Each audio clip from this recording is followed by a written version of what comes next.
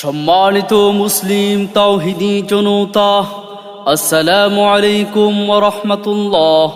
আগামী 15 নভেম্বর রোজ শনিবার চট্টগ্রাম হাটহাজারী থানার অন্তর্গত আল জামিয়াতুল মাদানিয়া খন্দকিয়া মাদ্রাসার 46তম বার্ষিক ইসলামী সম্মেলন।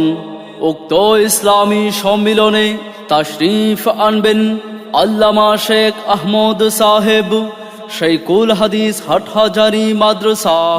তাশরীফ আনবেন আল্লামা মুফতি খলিল আহমদ কাসিমি সাহেব, মুহতামিম হাটহাজারী মাদ্রাসা।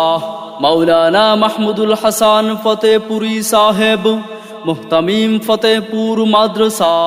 আল্লামা আজিজুল হক আল মাদানী সাহেব, মুহতামিম জামিয়া দারুল হিদায়া চট্টগ্রাম। ডক্টর মাওলানা নুরুল আবসার আজহারি সাহেব, সিনিয়র শিক্ষক হাটহাজারী মাদ্রাসা।